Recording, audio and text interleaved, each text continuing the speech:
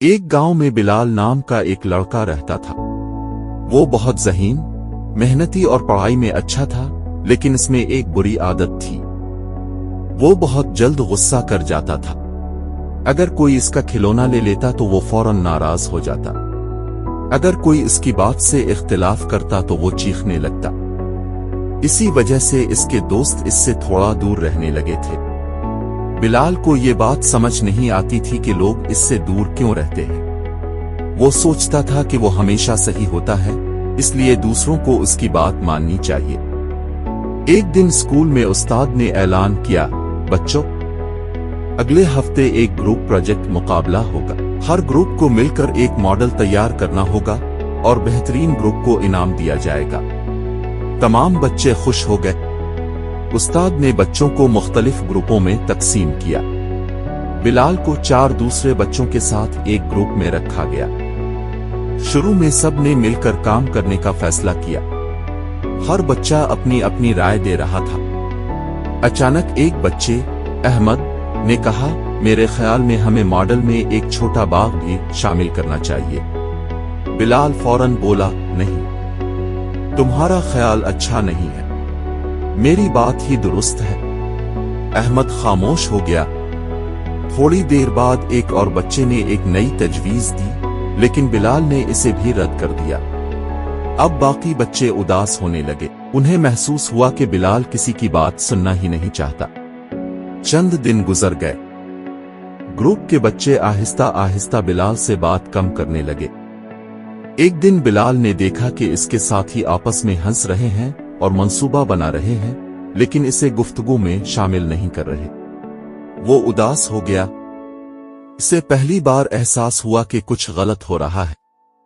اسی دن استاد نے اسے تنہا بیٹھا دیکھا اور اپنے پاس بلایا۔ بلال، کیا بات ہے؟ تم پریشان لگ رہے ہو۔ بلال نے آہستہ سے جواب دیا، سر، میرے دوست مجھ سے بات نہیں کرتے۔ استاد مسکرائے اور بولے، میرے ساتھ آؤ۔ وہ بلال کو اسکول کے باغ میں لے گئے۔ وہاں ایک خوبصورت درخت کھڑا تھا۔ استاد نے درخت کی ایک سوکھی شاخ کی طرف اشارہ کرتے ہوئے کہا، اگر میں یہ شاخ توڑ دوں تو کیا یہ دوبارہ پہلے جیسی ہو جائے گی؟ بلال نے کہا، نہیں سر، یہ دوبارہ نہیں جڑ سکتی۔ استاد نے نرمی سے کہا، بالکل اسی طرح غصے میں بولے گئے الفاظ بھی دلوں کو زخمی کر دیتے ہیں۔ بعد میں معافی مانگ لی جائے تو درد کم ہو سکتا ہے، لیکن نشان باقی رہ جاتا ہے۔ بلال خاموش ہو گیا۔ استاد کی بات اس کے دل میں اتر گئی۔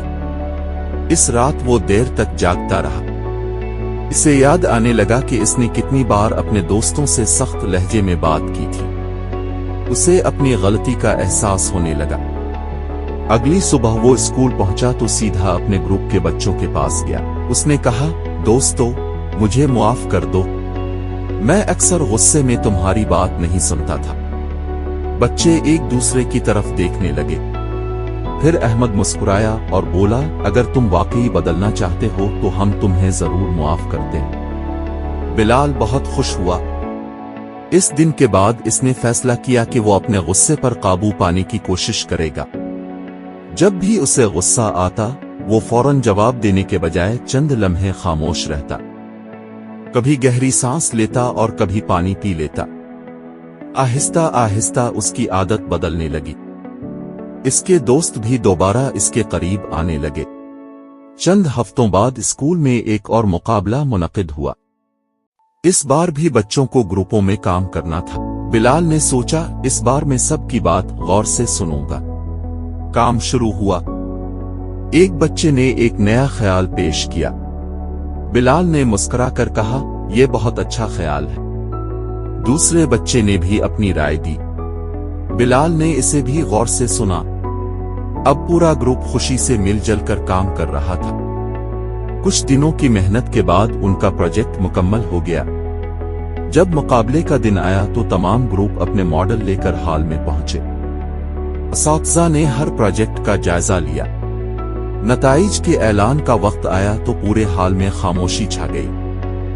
پرنسپل صاحب سٹیج پر آئے اور بولے، اس سال بہترین گروپ پروجیکٹ کا انعام بلال اور اس کے ساتھیوں کو دیا جاتا ہے۔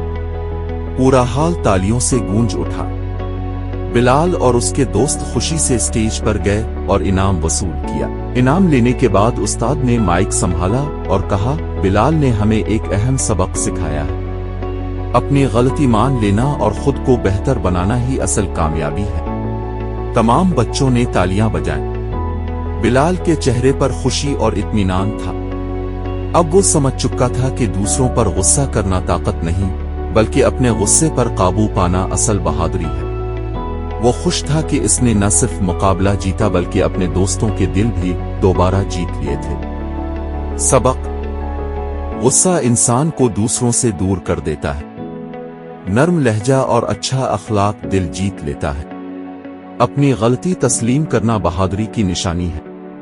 مل جل کر کام کرنے سے بڑی کامیابیاں حاصل ہوتی ہیں۔ اصل طاقت اپنے غصے پر قابو پانے میں ہے۔